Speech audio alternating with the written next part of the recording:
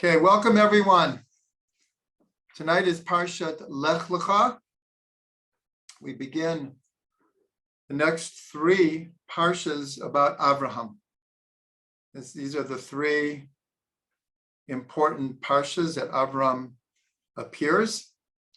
And in Fruits of the Orchard, in Lecha, there's 5 or 6 different articles. I've taken a little bit from almost all of them and tried to weave them together into like a picture of Avram Avinu. So first of all, in the Midrash, there's a discussion when or how old was Abraham when he, as it were, discovered God, meaning that he understood there was but one spirit, one divine power in the world. And remember, at that time, the whole world was idol worship. There was no concept of monotheism. There was no concept, certainly, of an invisible God that is everywhere. There were all kinds of competition between the various gods, and they needed to be placated. So Avram's discovery and paving the way for monotheism certainly makes him, in my eyes, the most important and influential person in the history of the world. And in fact, you should all bless me. I'm working on one of the many projects is a book with this premise, trying to show how exactly Abraham is the most influential human being to ever have lived. So the Midrash, there's a number of different opinions. One, he was 3 years old, and he was already able to perceive. Others, he was considerably older. And one of the Midrashim is Avram kind of looks at the chaos in the world and kind of just a cry comes out for him. Who is the master of the capital? Like, is anyone in charge here? It's like he looks at the world and it's confusing. Now, according to tradition, Avram was 48 years old at the time of the Tower of Babel. And there was a tremendous upheaval and dispersion of people and mixing up of languages. It was a very, very confusing time. This was already in last week's Parsha. Parsha Noach was about the Tower of Babel. So he cries out, who is the master of the capital? Who's in charge here? And the Midrash says that God appeared Elav, and I'll explain the importance of that pronunciation of Elav, and said, I am the master of the capital. In other words, I am God. So the Ishbitzer Rebbe, we heard this from Reb Shlomo. The Ishbitzer points out that if it wanted to say that God appeared to him, it would be Alav with the comets. But the Midrash says he appeared to him Elav, on him, upon him. So the Ishbitzer points out, and Reb Shlomo explained a great deal, that what God was saying, what the Midrash was saying is, if you have come to understand that there's only one God in the world, love, it's on you to spread that teaching, that understanding, that realization.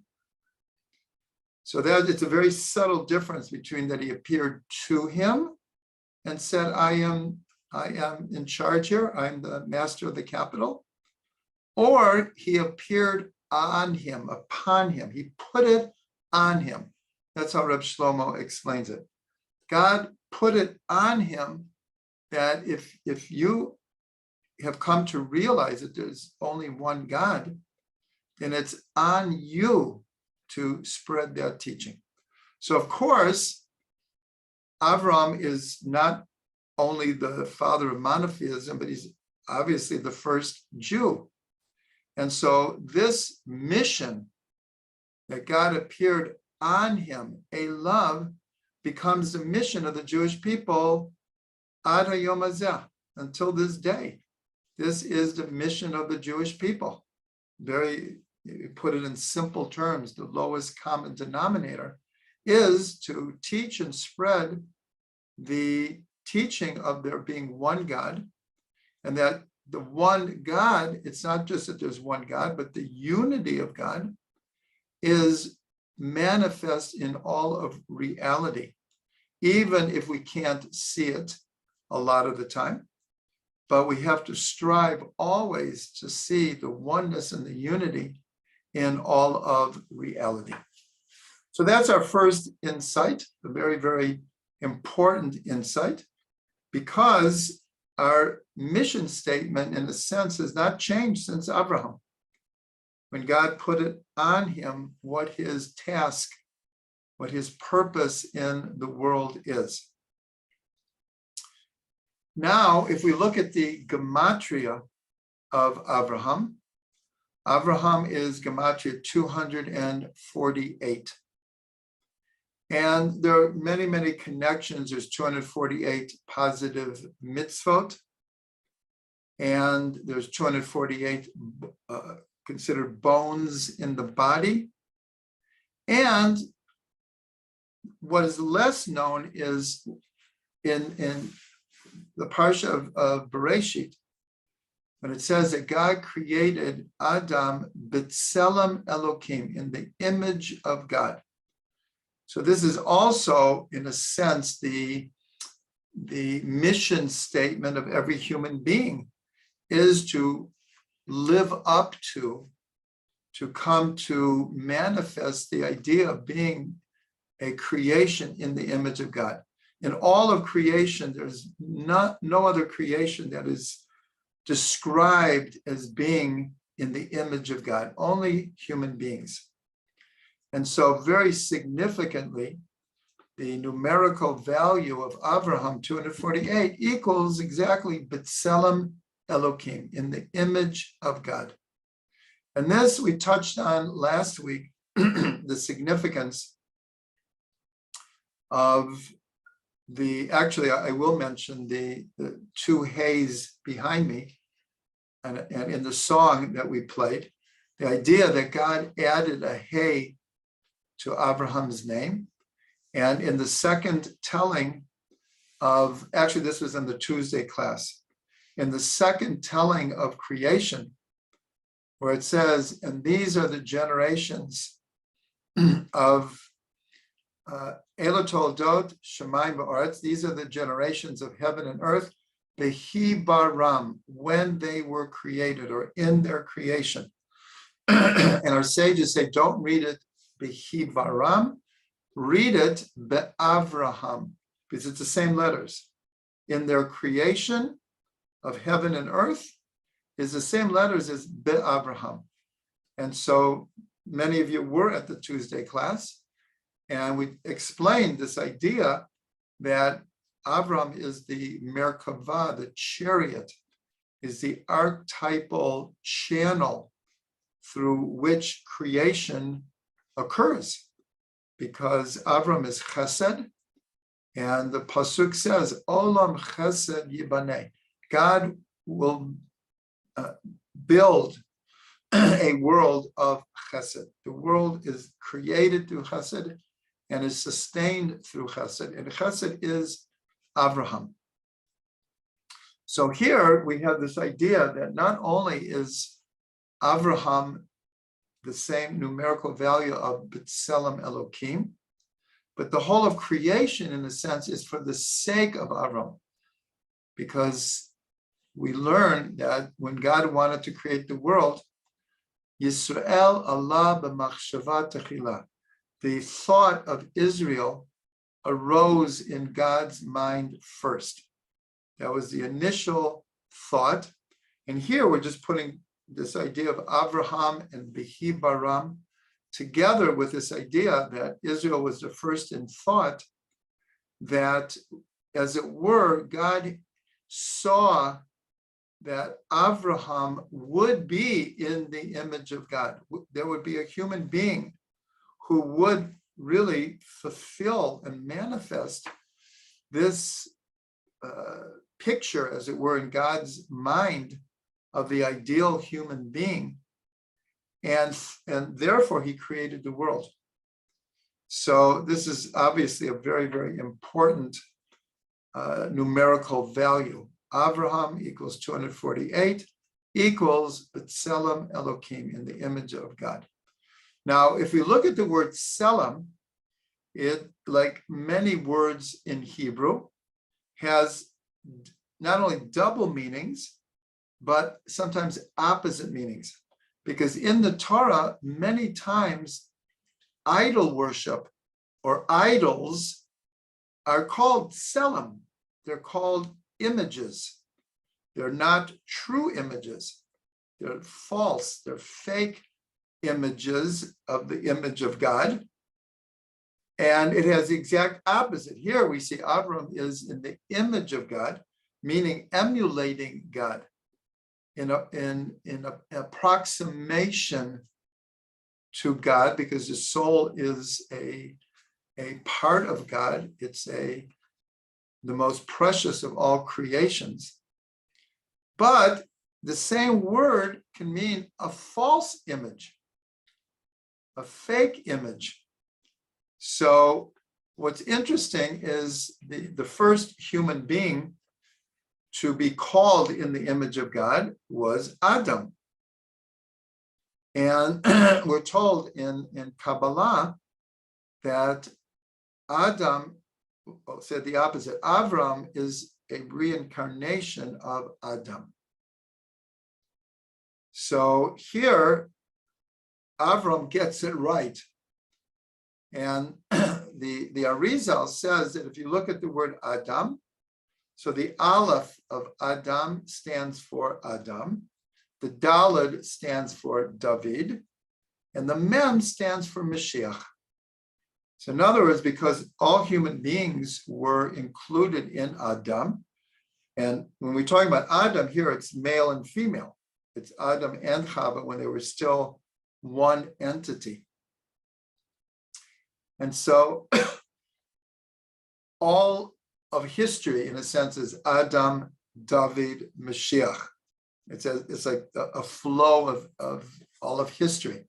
But there's another way you could see the same letters of Aleph, Dalet, and Mem, that the Aleph could be also construed as Avraham, because Avram is a Gilgul, is a reincarnation of Adam. And in a sense, he is not the total fixing, because Mashiach would be here if the whole world was totally fixed.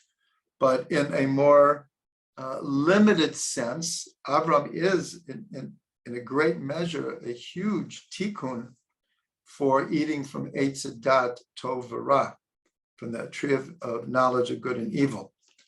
So the Aleph of Adam could be seen as Avraham. The Dalet is still David.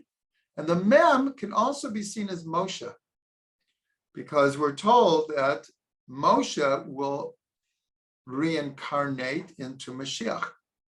The first two letters of Moshe and Mashiach are the same, Mem and Shin. Moshe, Mashiach. So, and we also have the saying about Moshe, Hu HaGoel HaRishon, Hu HaGoel HaAcharon. He is the first Redeemer, and he will be the last Redeemer. And that the last Redeemer is Mashiach. So Moshe and actually David will come back in the personality of Mashiach.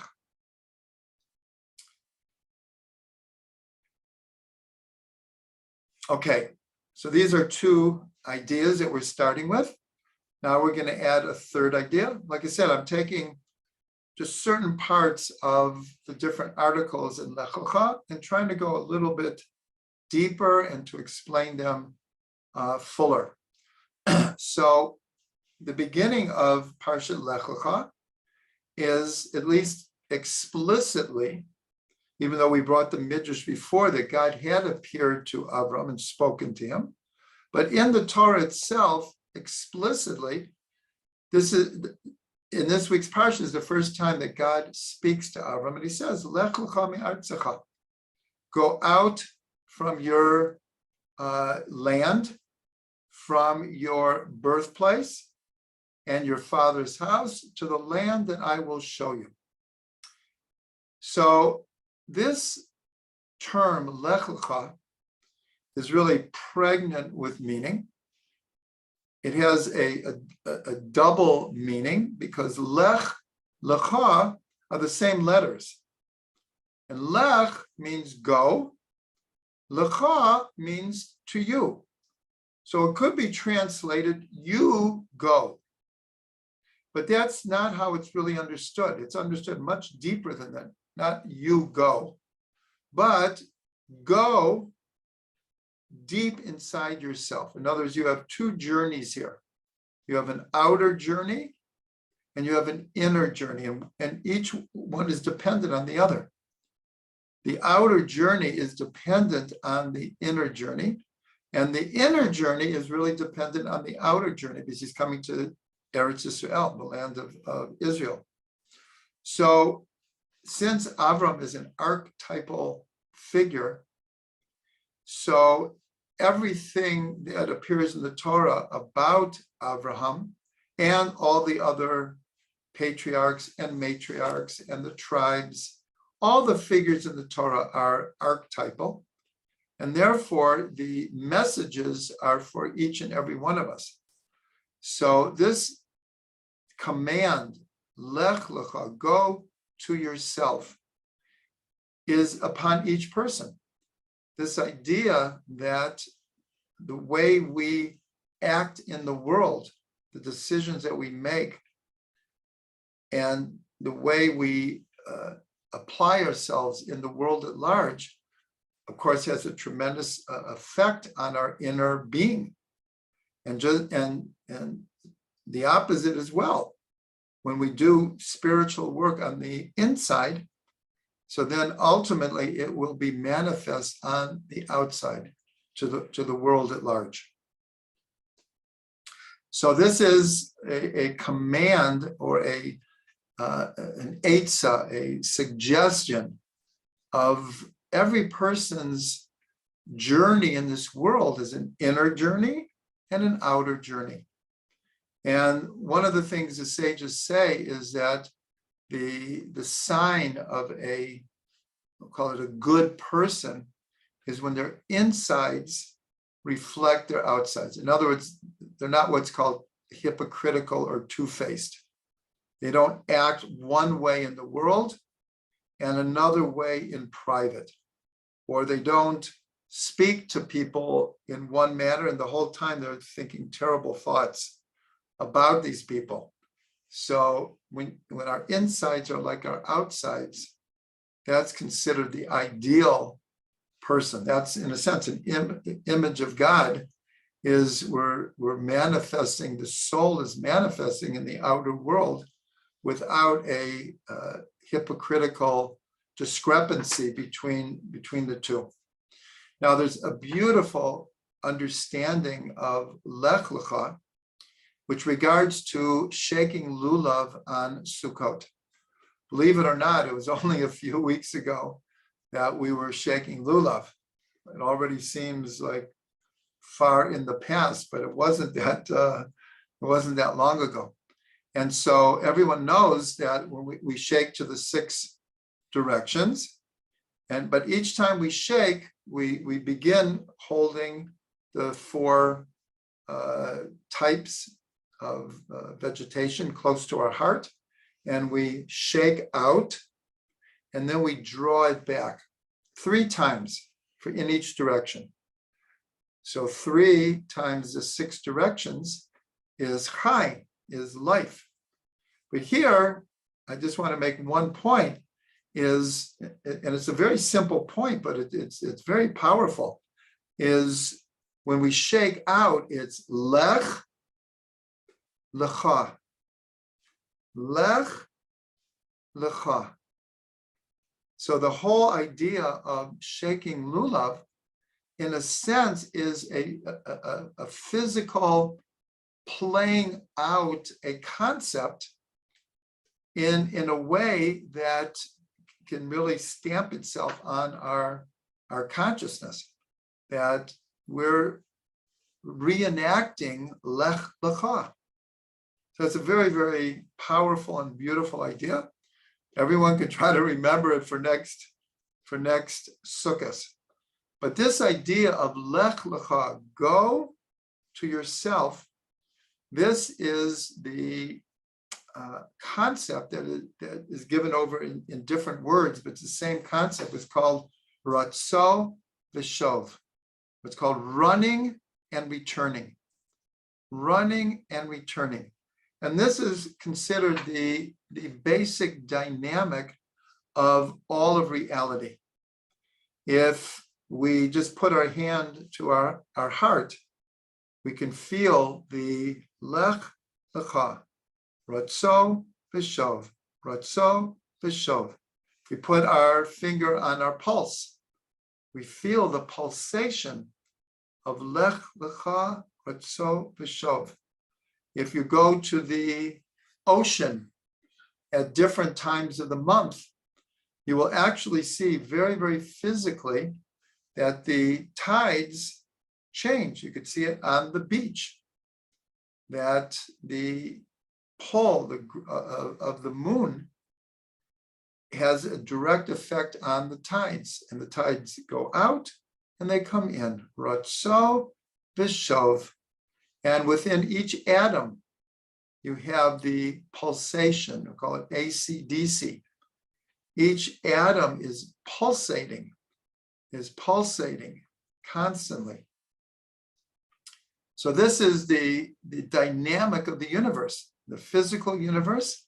And of course, in our emotional and psychological state, so we'll call it the ups and downs of life. We have our high moments and we have our low moments. We have our moments that everything is just the way it's supposed to be. And we have our moments where we feel completely alone and not so optimistic about things. And every person goes through this in different measures.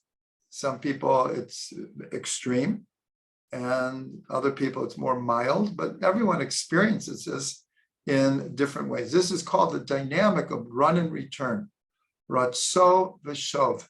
And a beautiful and amazing gematria is the numerical value of Ratzo V'Shov equals exactly Torah. Torah is the dynamic of the universe, just like it says that God looked into the Torah and created the world.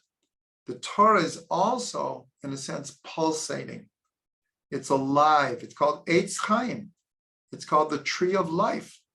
And life is always changing and growing. And the cells and the atoms and the DNA, everything is pulsating to this dynamic called Ratzo V'Shov. And here we see it in Lech Lecha.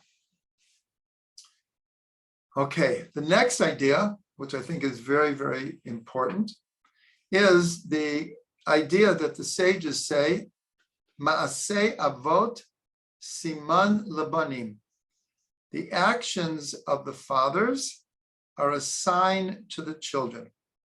But here we mean more than the fathers. Here are the patriarchs, but of course it includes the matriarchs, and it includes the archetypal figures in the Torah, the 12 tribes, and other people that appear in the Torah, in the Bible, archetypal figures. So there's different ways to understand the actions of the fathers are a sign for the children. So on one level, we could say that we read the stories in the Torah, in the Bible, the Tanakh, and we learn lessons from them, important lessons of how to live, how to understand life, how to come close to God, how to develop our potential. And we learn from the actions of these figures. On a deeper level, we say that the actions of these archetypal figures, so they stamp reality into the future. In other words, their actions have repercussions for generations or for all of history. Now, we could see this, everyone in our own lives, where we'll just say the deeds of our parents are a sign for us. In other words, depending on what our parents do, how they raised us, what their belief system is, what they taught us, good things they did, maybe mistakes that they made, we know has a direct effect on who we are, especially in our DNA. The DNA of the parents are a sign to the children because we have the DNA code.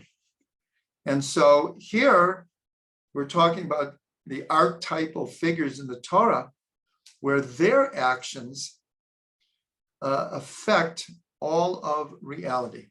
Now, one of the classic examples that is brought is in this week's Parsha. So as soon as Avram and Sarah come to Israel, almost immediately there's a famine. And Avram and Sarah go down to Egypt because of a famine. And there, Paro takes Sarah, and it says in the Torah that God afflicted the house of Paro. And then he understood that Sarah is not Avram's sister, but his wife. And he calls Abraham in and tells him to leave. He gives him great wealth. And Avram and Sarah return to Israel. That's the story in this week's Parsha. So it's not hard to see that this is a perfect example of Ma'aseh Avot Siman Labanim. What happened to Avram and Sarah gets replayed when, at the time of Yaakov, there's a famine, and he sends his children down to try to get food in Egypt.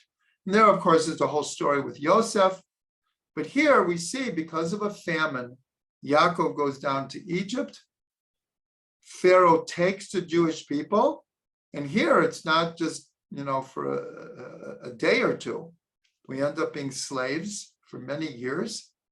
And then after the plagues, just like God afflicted Pharaoh's house at the time of Avram and Sarah, here are the 10 plagues.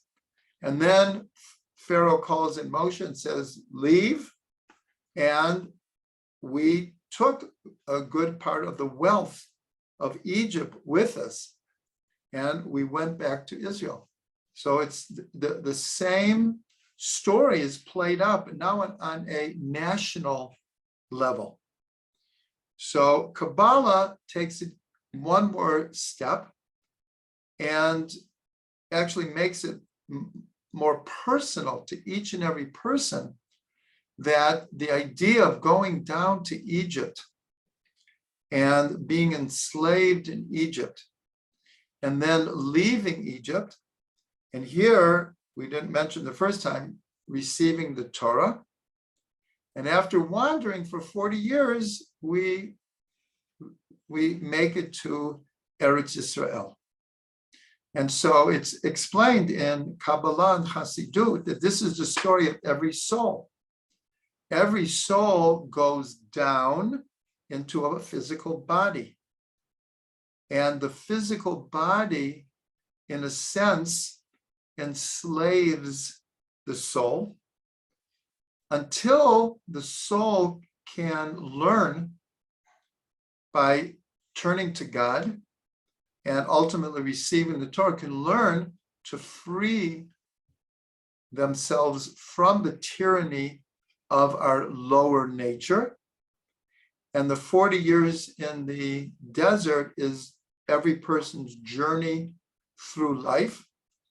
And then entering the land of Israel is, in a sense, when the soul returns to its holy abode above. So here we see on many, many different levels this idea of this, the actions of the fathers are assigned for their children. We see that the stories in the Torah, they're not one-time stories that happened to individual people a long time ago. That is true, but that is, in a sense, a very narrow or superficial way to look at the stories in the Torah. The stories in the Torah are archetypal, and they repeat themselves in every person, in every generation, and throughout all of history. So this is a very, very important idea. So the Baal Shem Tov explained on a very Kabbalistic level. He explains what does it mean on a deeper level when God says to Avram, go to yourself from your land. There are three different exits here. Like exit your land, go away from your birthplace, and go away from your father's house to the land that I will show you. So the Baal Shem explained that these are the story of how the soul comes from the highest of the worlds to this world, the lowest of the worlds. And as we've explained many times in Kabbalah, there are four worlds. The highest world, and there's actually a fifth world, but that one we're not going into right now. But the classic four worlds are Olam Atzilut, the world of emanation, the world of creation, Olam HaBriah. The next one in descending order is Olam HaYetzirah, the world of formation, and this world, which is called the world of action, Olam HaAsiyah. So the Baal Shem Tov explained like this: when it says, go from your land, so that is where the soul is in the world of Atzilut. Going from the land is going from the world of Atzilut to the world of Bria. Go out from your birthplace. That is, go out, or the descent of the soul into this world. Go out from the Olam HaBriah, the world of creation, to the world of Yetzirah, and leave your father's house is leaving the world of Yetzirah and coming into this world, Olam HaAsiyah. So here, the Baal Shem Tov took this Kabbalistic idea of four worlds and explains that not only is God telling Avram to literally go out from your land and your birthplace and your father's house, but it's also an explanation of what happens to every soul, how it goes from the highest heavenly abode, how it gets down to this world. It leaves, in other words, different levels of spirituality and takes on more and more physicality until it gets into this world. And then, of course, the idea is, once you're in the world, is for the soul to work with the body to lift up physicality, and in a sense, go back up the ladder, is to lift up the physical world to the highest level, and also to make an abode for God in this world. In other words, to make the physical world a spiritual dwelling place where God can dwell with us. So this is a very, very beautiful idea. One more idea is, this is not in Fruits of the Orchard, but it's brought by the Slonomer Rebbe in the Tivat Shalom, where he takes the word areka, the last word of the verse, where it says, go to the land I will show you. Areka is I will show you. And he explains that usually the last letter in this word is a chaf. Usually the letter chaf has a numerical value of 20. But sometimes when it's a final letter, each one of the final letters also has another value that can be used. And so chaf as a final letter can be seen to equal 500. So the Tivat Shalom says the word areka equals Shabbat. If you count the chaf as 20, as 500, areka will equal 702, equals Shabbat. And so the Tivat Shalom is saying, in a sense, when God says, go to the land that I will show you, go to Eretz Yisrael. So Eretz Yisrael is, in a sense, is the symbolic Garden of Eden. And usually we don't feel this except on Shabbos. On Shabbos, it's like returning to the garden. And I bless everyone to be able to spend Shabbos in Eretz Yisrael. For those of you who have, I know you know what I'm talking about. That there is, Shabbos is beautiful anywhere.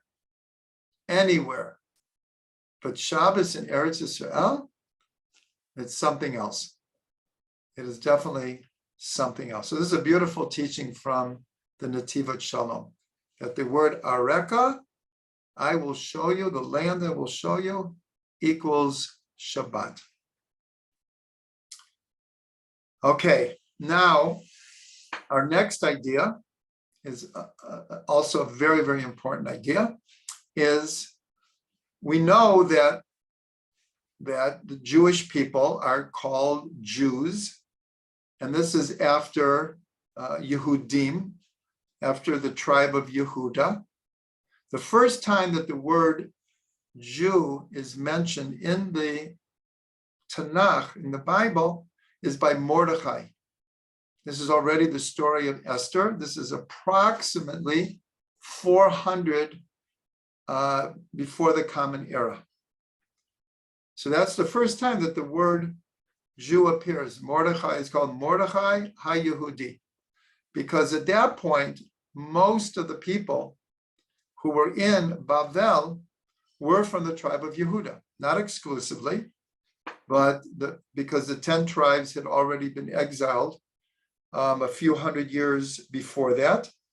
And most of the people who were in Bavel were from Binyamin and from Yehuda. Of course, there were Kohanim and Levim, and there were all the other tribes also who were in the southern kingdom and weren't taken into exile. But the main ones were from Yehuda.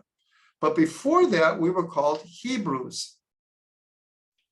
And the first person who's called a Hebrew is Abraham. Abraham HaIvri. Abraham the Hebrew. And so for approximately 1,300 years, we were referred to as Hebrews, not Jews. So what's the significance that Abraham is called HaIvri? How did he get the name HaIvri? So there are a number of different ideas given. One is that in a very, very simple manner, in the ancient world, remember Avram is born in Ur Kasdim. Ur Kasdim is modern Iraq. And the river Euphrates, the Tigris and Euphrates runs through Iraq. And in the ancient world, this is one of the geographical demarcations of the ancient world. There's the one side of the Euphrates, that's called the east, and west of the Euphrates is like another entity. So when Avram left Ur Kasdim, when he left his land, he crossed over the Euphrates. So on a simple level, that's one of the reasons called Avram HaIvri. But why? What's the word Hebrew? Ivri comes from the word over, to cross over, to pass over. So literally, it's Avram HaIvri. The Hebrew means it's Avram who passed over, who crossed over. But the more significant midrash says that when Avram discovers one God and begins teaching about one God, so Avram stood on one side of the world and everyone else stood on the other side. In other words, Avram crossed a red, we'll call it a red line. He crossed a line of consciousness that he paved the way. And so therefore, he was a trailblazer. He was an innovator.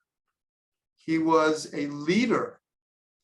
And so he's called Avram HaIvri because he had the nerve, the guts, the strength, the power to cross over a line of consciousness that no one else had crossed over. So that's the deeper idea. So when Avram gets to Eretz Yisrael, so it says in one of the psukim, I don't have it in front of me, it says, Vayavor Avram, the length and the breadth of the land.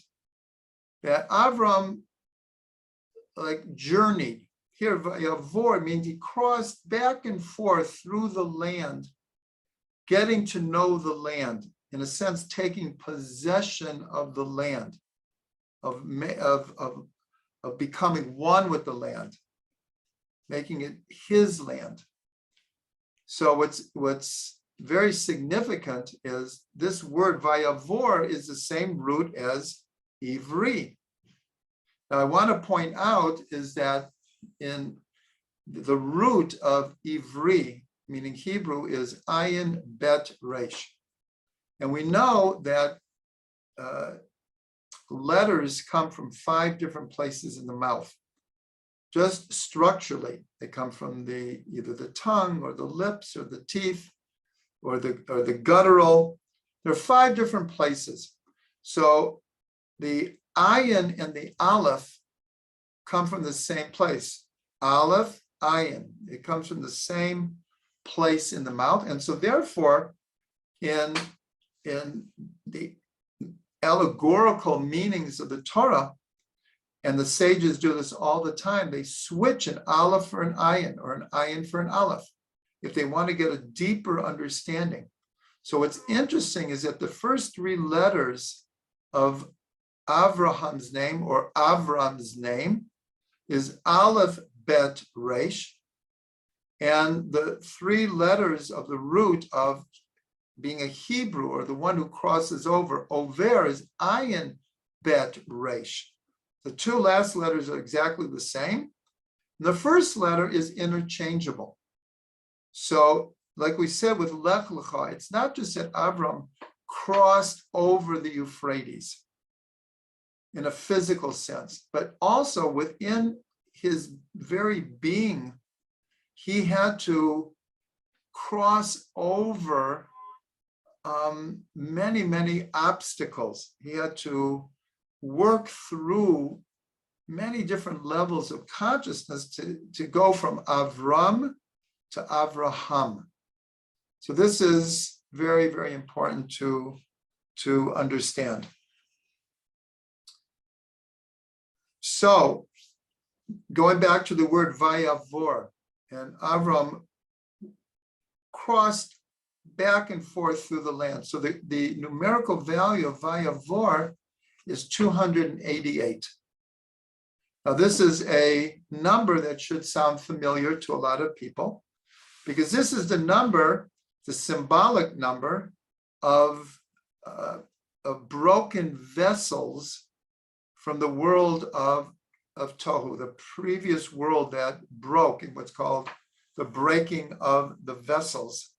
So the Ari explained that they broke into 280 shards, and they were, in a sense, distributed through all of reality.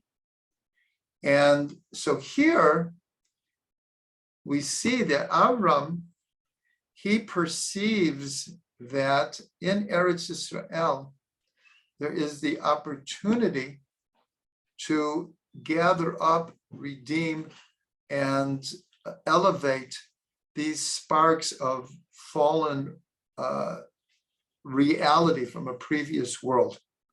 So this is a very, very deep understanding of not only Eretz Yisrael, but Abraham's mission in the world. That along with teaching the concept of one God, that's how we really started the class, but along with this comes the complementary mission of fixing the world. Like we say in the Aleinu, we end every prayer in Judaism with the Aleinu prayer, where we say, L'takein olam b'malchut shakai, to rectify the world in the kingdom of God.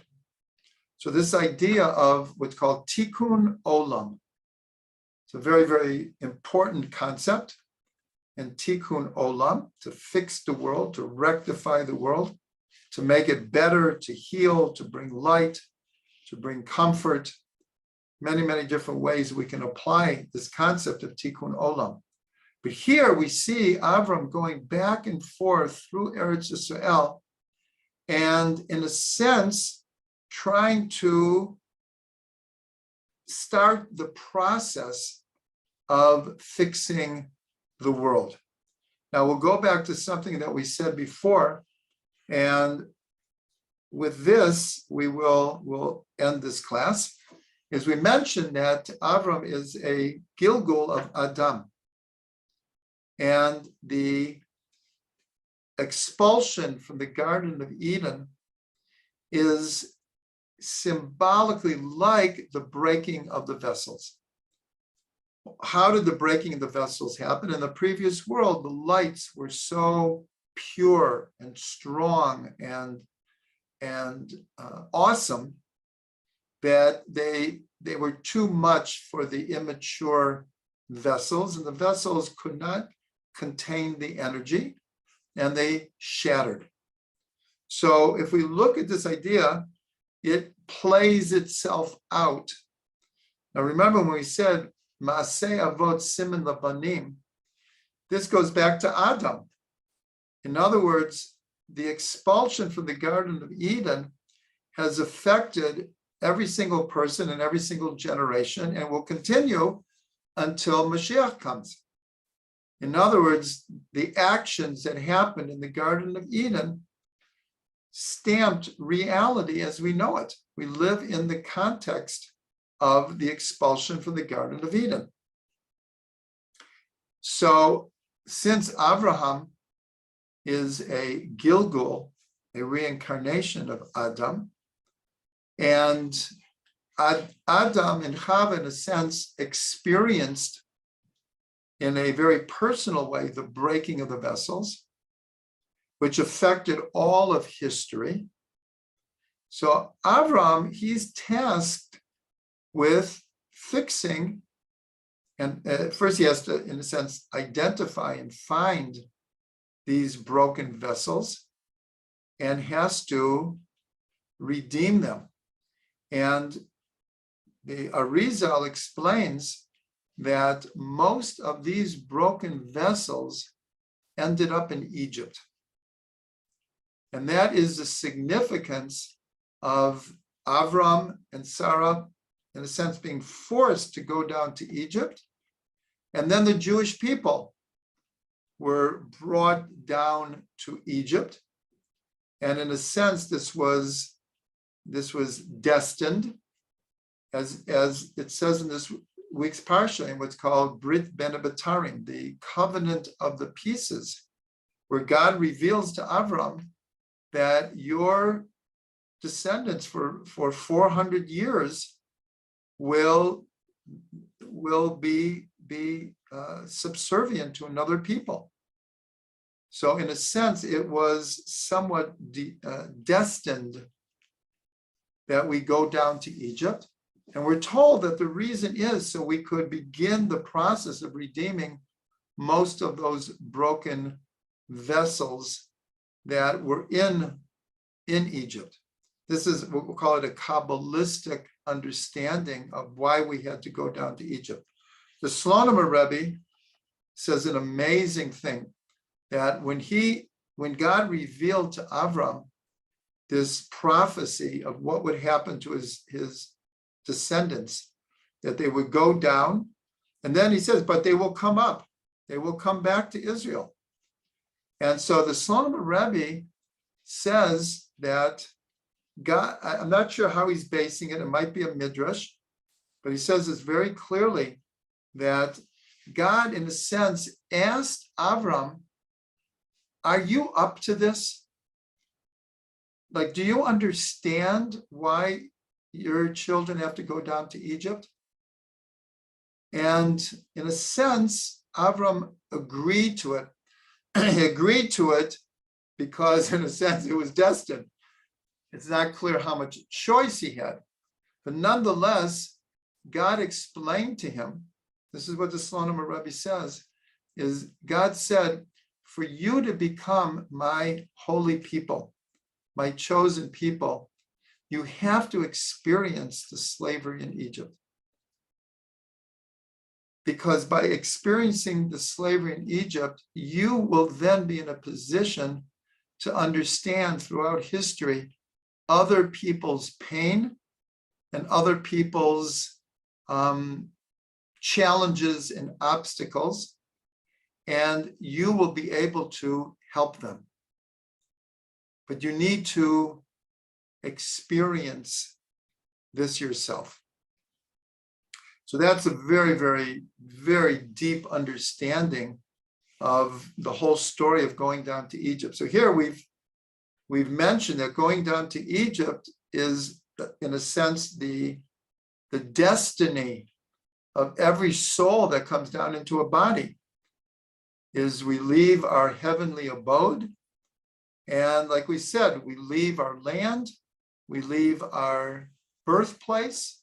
The soul's birthplace, in a sense, is above. And we leave our Father's house and we go to the land that God has shown us. God is showing us that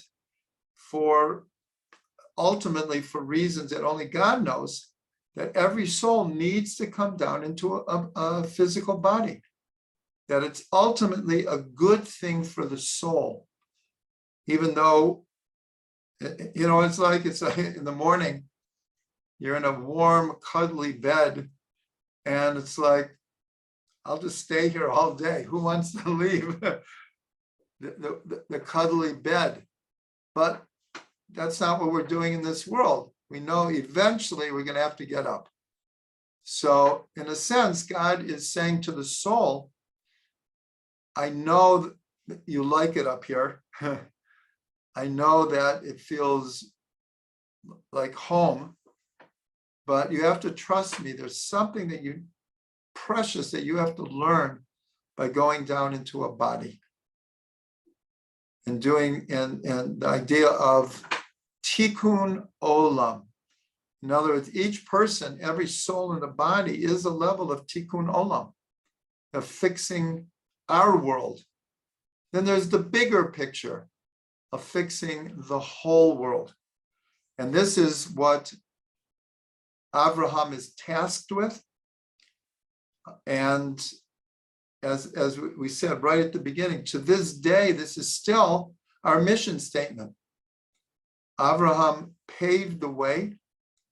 He was not just the first Jew, but in a sense, he's paving the way for all of humanity to come to an understanding of one God, to understand the unity and the oneness of soul and body, spiritual and physical. And ultimately, this will lead us to Mashiach. So we'll end with a blessing that we should all experience in our lives, in this world, Mashiach coming, and the culmination of everything that Avram taught us and everything that he tried to pave the way for us in the world. And we'll get an opportunity to actually experience the culmination of history with the coming of Mashiach. Bimhera b'yameinu. They are, oh no, stop.